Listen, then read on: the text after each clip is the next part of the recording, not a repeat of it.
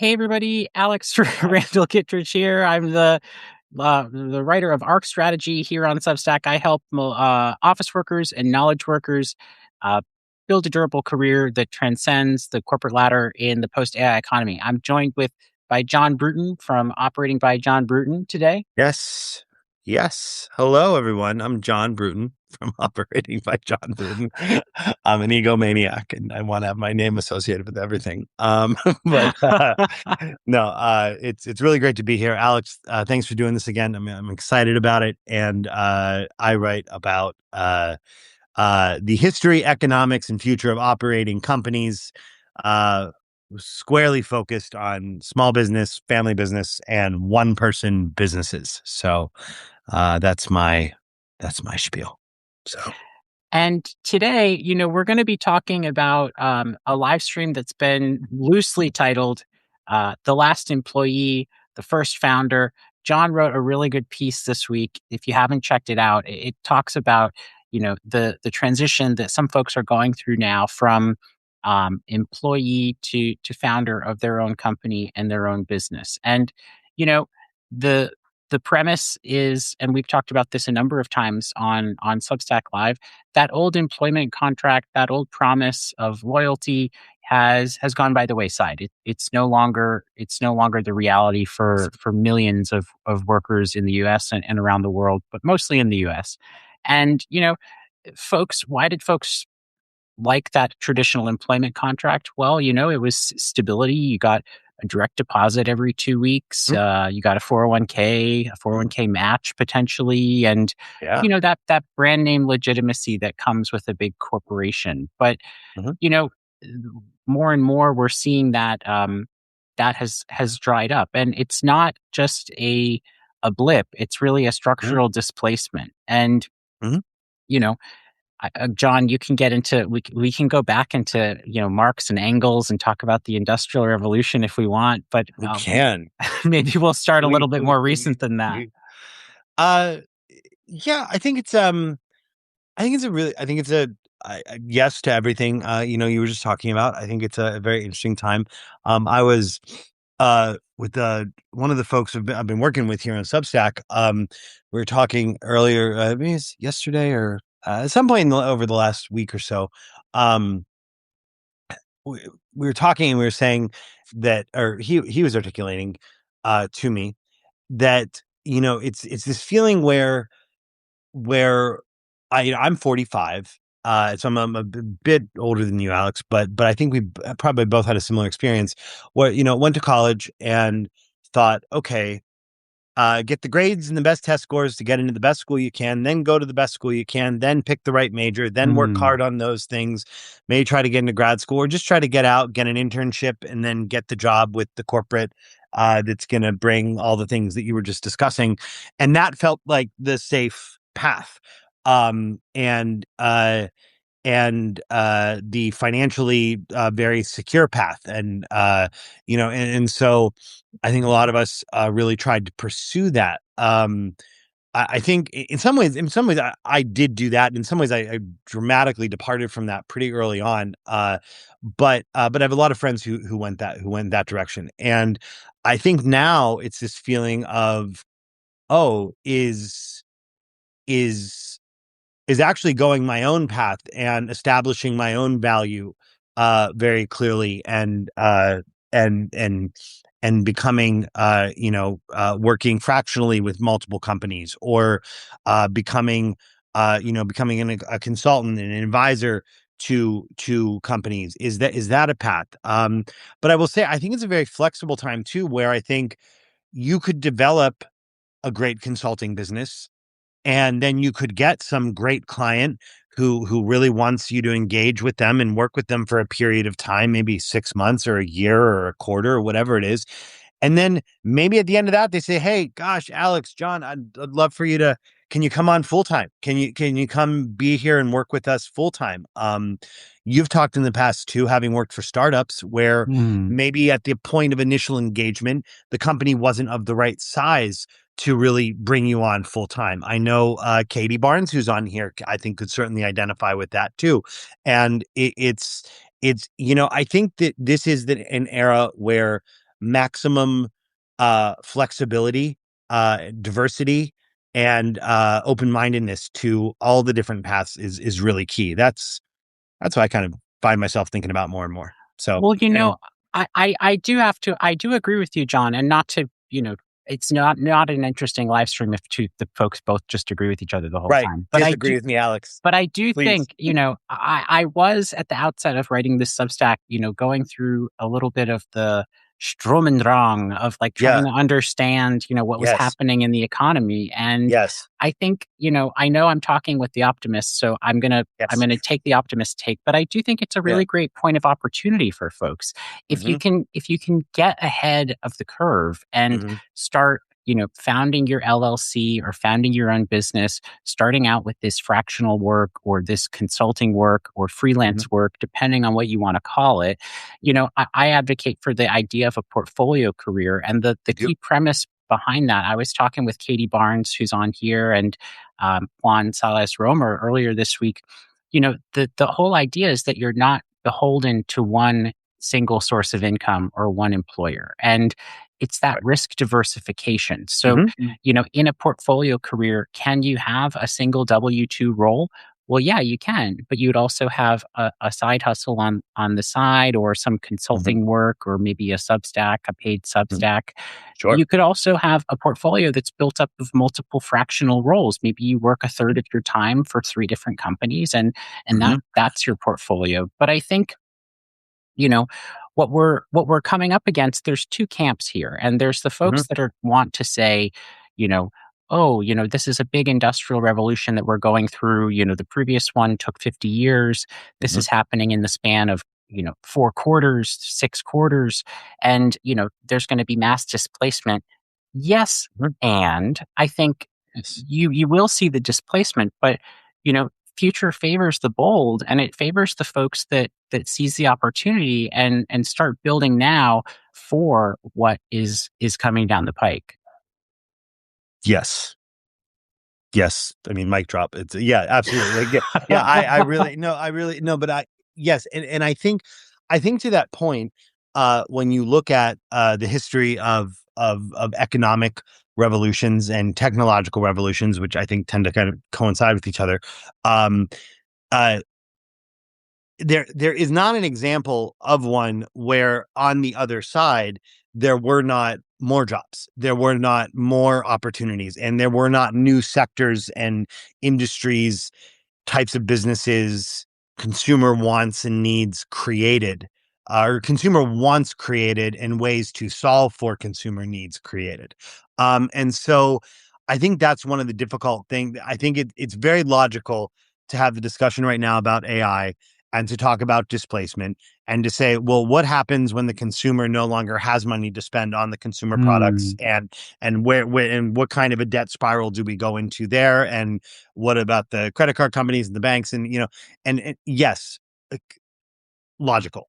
However, uh there are just too many unknowns about what is to come, and about there's the Joseph Schumpeter talking about creative destruction, and there is the destruction part of that which we're experiencing a lot of right now, but there's an enormous amount of creativity we're experiencing right now too, and it is out of this creativity that the capital that is destroyed and that was placed into the old inventories for the old ways of being in the old economic activity is then distributed into new ventures and new opportunities and new sectors, and so I think that happens as well.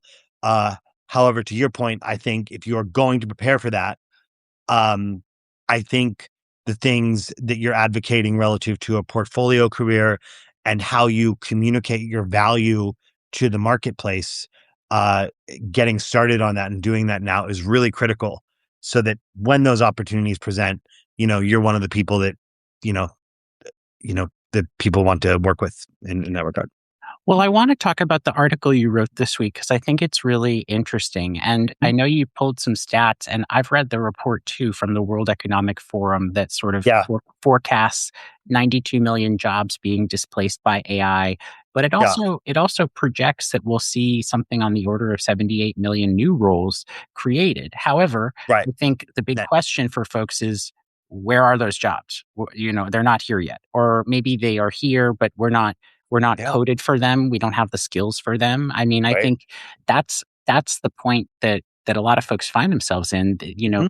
They've lost the old job, the way the Mhm. world used to be, and they're looking for a way to move forward into the new order of things. But Uh, it's not altogether clear, what the timeline is for that, or how you do it. yeah, nor will it be. I think, yeah, I think, you know what I would, to be very practical about it, Alex, I would say,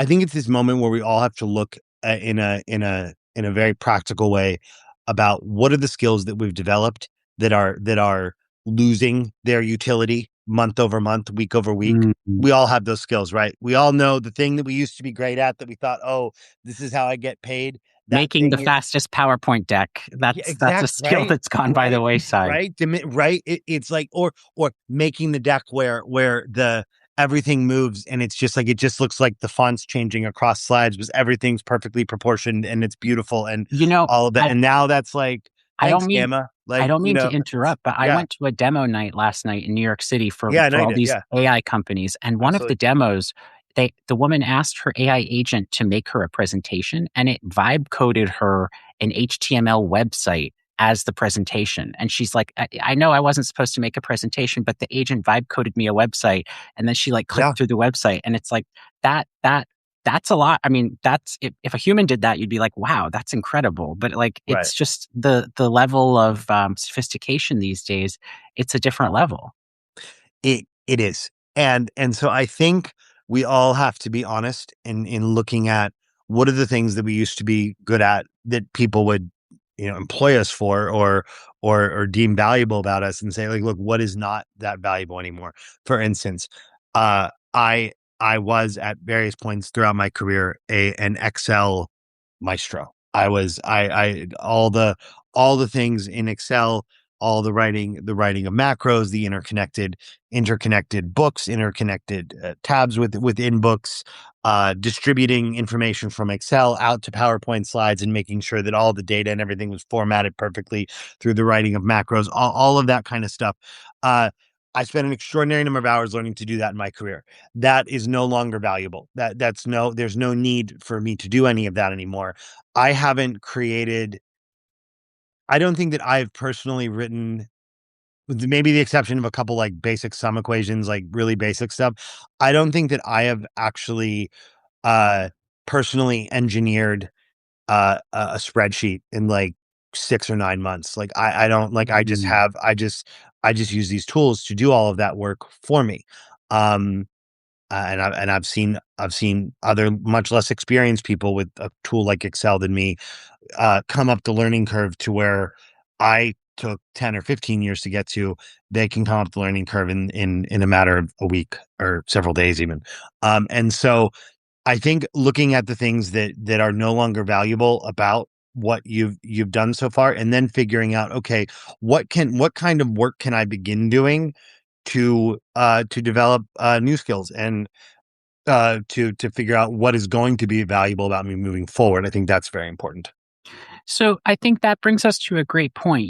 We didn't Mhm. necessarily talk about the protagonist in the piece you wrote this week, but the vignette is essentially, a worker who was director of strategy. She lost her job. She applied to a number of jobs, wasn't able to Yes. find one, and then I Yes. think at a certain point realized or had the revelation, whether through, engaging in Substack or creating in public, that Mhm. there's all this infrastructure out there that's essentially Mhm. free that Mm. allows you to create a business of one. And I know that's Yes. a lot of what you talk about at Yeah. operating by John Bruton, but I think, you know, Stripe, Substack, LinkedIn, social distribution, all Mhm. of those AI creative tools, Mhm. all the things that were built to maybe cut costs in a corporate environment, when used as a solopreneur or as an individual, they really make the math in a company of one start to make sense. You don't need any approvals. You don't need a 74 person Slack channel to Yeah. achieve something. The the distinction that matters is having that expert judgment. And I Mhm. think in talking with a bunch of folks this week, someone who tasked their AI agent with, setting up a webinar for them, it gave them a webinar with a password that no one knew the password to. You know, you still Interesting. you still need to have that human Yeah. judgment. You Yeah. can't unleash the AI Yeah. on its own fully Sure. yet. Sure. But, knowing which problem is real versus which problem is a decoy, I think that's gonna be that's gonna be the key to Mhm. success in the future. Yeah, I think yes. Yes, I do. And I would say too that um I mean, look, I think there's a lot of fear around AI layoffs, and what and just job displacement as we've been discussing. Um, but I think the larger point is that these or the flip side of that is that the same tools that are doing that inside of these large companies, if you take them, they can also empower you to then go out and build something much more valuable for yourself. And so the conclusion of the piece is that it's a fictitious story that I wrote everybody about this person going through this modern work experience and kind of where she gets to by the end of the story. It's meant to be a little darkly funny and a little hopeful. I mean, hopefully you're laughing while you're reading it too. I I that was certainly my hope. But but anyhow, but gets to the point at the end where realizing that, oh, well, the corporation did not need her anymore. But in fact, you know what? No, she didn't need the corporation Mm. because she now through all that work with the corporation and the MBA and all the things she had done, she actually had a set of valuable skills and experiences that were going to enable her to build her own company and her own life moving forward, that wasn't reliant on one of the large corporates. And so and that is not everybody, but I think that is certainly happening out there. I think that So that hits pretty close to home for me, John. I think, we well, we spoke about this before sure, the sure, live stream started, yeah, but, I've been running a solo consulting company, mhm, an LLC. I recently yeah, converted it to be an S-Corp for, mhm, some opportunities that came my way. sure, I'm essentially already living the thesis that you wrote in your theoretical, you are, example. you And are, I think, actively looking for maybe a permanent job if it were to come along, but also open to, doing those contracting gigs in the interim. But I think absolutely, the optionality and the beauty of the portfolio career is that, in having your own company or having your own legal entity, you can straddle that line between the old world and the new. And I think, we're in this transition period where those institutional roles that folks might have seen as they came out of college as the mhm, end all be all, those are starting to go away. And I mhm, think the future really it really goes to those who don't need that institutional security anymore, mhm, whether because they've you know built their own individual set of skills and developed a company and mhm, start to build their own brand. I don't think it's necessarily a personal brand. I think it's the brand of whatever company you are starting or whatever company you are operating. And, sure, you know, um, what really is key to that, I think, and you touched on it a little bit, but I think mhm, owning the distribution channel for your audience or your clients is going to be huge in the future mhm, because when everyone has access to all the tools to create and make presentations and everything, mhm. what really is going to differentiate folks is the level of distribution that you have. Yes, and I think you know what I think that's a beautifully put, and what I would also kind of add to that, and kind of a road I would walk down a bit with the thinking is, um, look, I think the concept of personal brand and creator economy and these words and you know categories that we've kind of defined here. I think I think a lot of it feels like very cringe to a lot of people. It's like very embarrassing. It's very like it's like, oh God, like I don't want to do that. Like, like the more people I meet who are Mm, working on that because they're like, oh, I need to do that, but oh God, please don't call it that. And I can certainly feel that. Like I in actually in the last line of my bio that I put on all my articles, it's like it's how my wife still cringes at some of my early LinkedIn posts, and yeah. it's but what I think is important is this. I think that um where a lot of our ideas about what all of that means pertain to trying to grow a very large social following, trying to grow LinkedIn followers, trying to grow Instagram followers, trying to grow Substack subscribers, whatever the case may be. Um, I think we're pivoting out of that. And I think with distribution, with the algorithms becoming better at allocating specific types of content to the people who want to receive that content, as Mm, the algorithms improve, and then also as we move out of SEO and into AEO, I'm sitting here and I'm thinking, okay, like Alex is going to say portfolio career like 5 or 6 times in this thing, and I'm going to say operating as many times as I can. And part of that, of course, is because everyone should do this, by the way, is because we want our videos, our voices, our content, we want all of that indexing against what Gemini, ChatGPT, and Claude are feeding back to people over time. Now, these are very tiny examples of this in the immediate, but that is the other, maybe ultimately the best form of distribution moving forward, is that when operating comes up, I want people to find John Bruton content via ChatGPT or Gemini. When portfolio career comes up, I'm sure Alex wants people to find him. And that's great. That's just smart. And I think that is another way of building brand and building awareness that is more productive, more efficient, and much less cringe than just like go build followers and hack an algorithm. Does that make sense?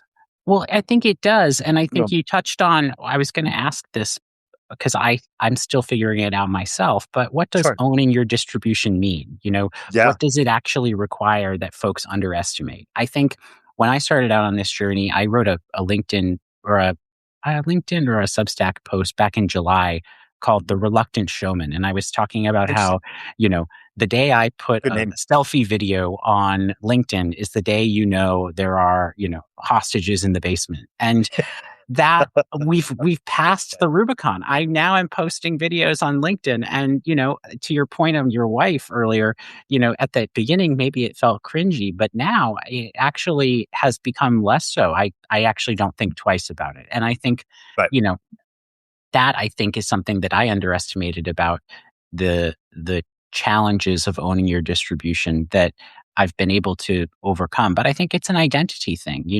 We Mhm. were taught, or we were maybe not taught, to be careful about what you post online from an employment perspective, or from Sure. what your employer could see in the future. And I think nowadays, if your employer doesn't see your presence online, or they don't see something online, it'll raise more questions than having a strong online presence. I think it's two Mhm. sides of the same coin, but we're Mhm. living in this period where the rules haven't been written yet, so folks are improvising as they go. Yes. Yes. Correct. I agree. I You I can't mean, agree. You need to the disagree. I No. need to I need to disagree. No. Well, here's what I would say. Okay. So I think that, how would I put this? I guess you have a pretty strong Mm, distribution now. What I have you do. learned and what have you Well, found in getting to where you are today? yeah, I mean, thank you. Okay, so relative to, my distribution, which I'm always trying to make better. I actually had a really bad week distribution wise. It's interesting. That's one of the biggest challenges of all of this, is that you have really good weeks, and then you have bad week, and then good week, and then so half a week, and then like it's always changing, Mm. and you have to just keep going. You have to not stop. You stop, and then you throw off the chi of everything, and then it's like, okay, well, start over. But I think you talked about owning your distribution, and so Look, anyone who talks about any thought leadership in the social space and personal branding space is going to say that's exactly why you need to produce content across multiple platforms, because there's distribution risk. You know, Tumblr sold to Yahoo, and like, what happened to Tumblr?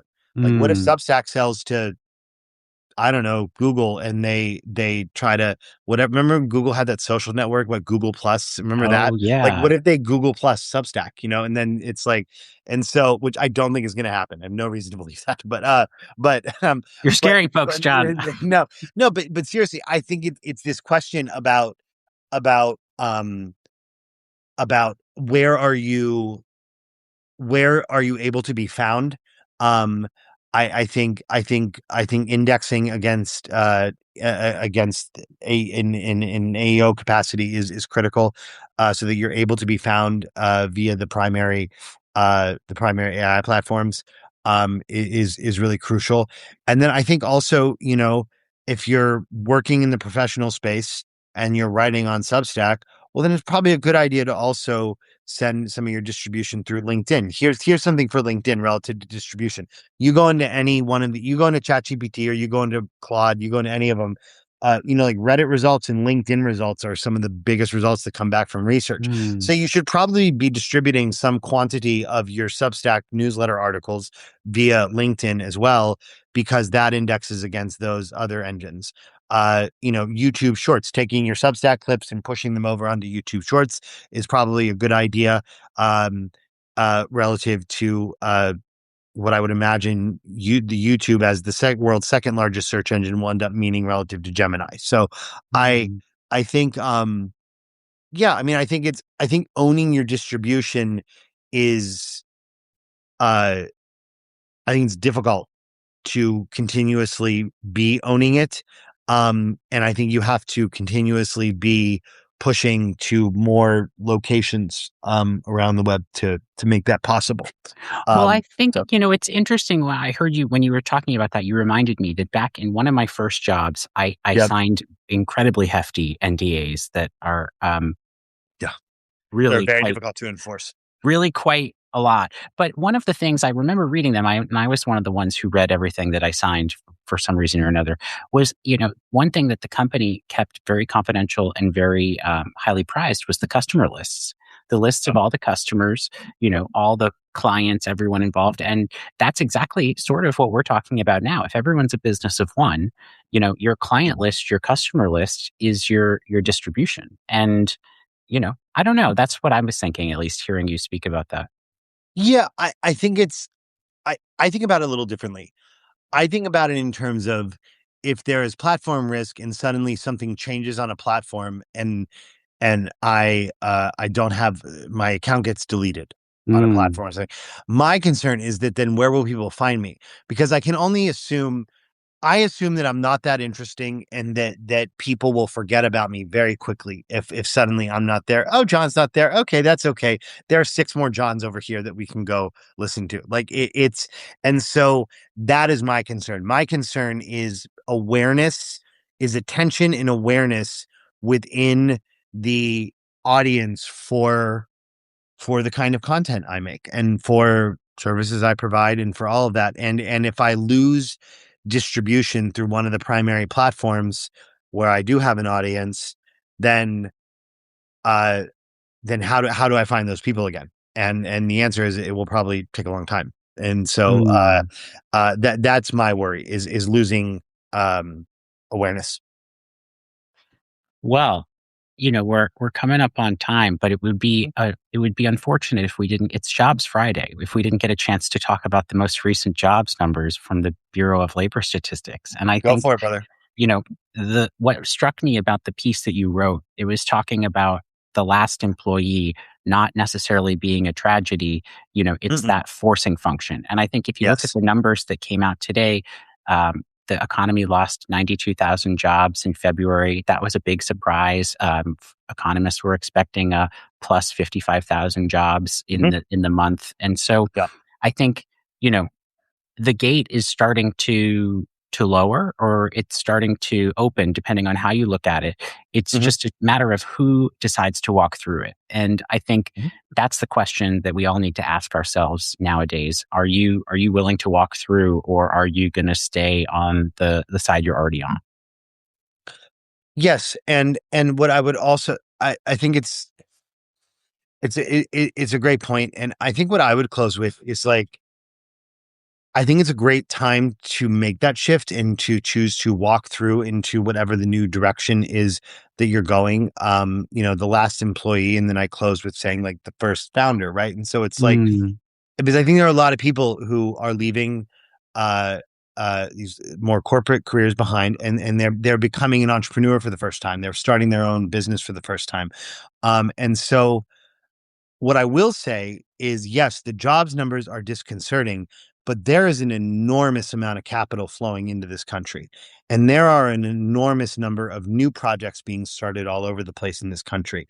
And so, and to be clear, that is not a political statement for 1 second from me on anything. But what that is saying, maybe it's a pretty good time to go and start something when there are also some positive things happening economically, when there is some, some juice and some fuel flowing into the economy as well, that will create opportunities and needs that companies will have and people will have to and things they'll want to spend money on. I think there's also that side of it to think about. Because oftentimes when we see these jobs numbers and things going down the way they are and being surprised the way we just were, that's also associated with an immense amount of additional negative economic data, which we just don't have right now. And so I mm, think that's a weird, it's like the decoupling thing where, like, right. like corporates are like, we're gaining market share and we're reducing cost. And Wall Street's like, wow, that's the holy grail. We love that. And so they're very excited about that. But oh, hey, there's this problem that you and I have been talking a lot about on the employee side. And so maybe it's a great time to go start a business, because there are companies out there who have money and are going to want to spend that money on building better companies. And so Well, go to get your yours. To your point, John, I do work with a lot of startup founders, and there was a Yep. point about a year and a half ago where I told a founder, you could be a paper bag and call yourself an AI company, and a venture capitalist would fund you. So I don't think we're quite there anymore, but there's definitely a lot of opportunity out there if you're doing things with AI. You There know, is. that's what we were talking about today. And, like I said, I'm Alex Randall Kittredge. I write the ARC Strategy newsletter on Substack, helping office workers and knowledge workers build a durable career that transcends the corporate ladder in the post AI economy. I was joined this afternoon by John Brewton. From Operating by John Brewton. I gotta say too, man, Alex Randall Kittredge. It's a great name. Oh, It's thank like it you. is, man. It's like very memorable. It's good. It's good. All right. Well, thanks, everybody. Hope that you have a great afternoon, and we'll be back in 2 weeks, I think. Yeah, we will. We'll be back in 2 weeks. Thanks so much, everyone. Have a really great weekend. Alex, thank you, my friend. It's always a pleasure. And go Knicks. Talk to you later. Talk soon. All right, bye.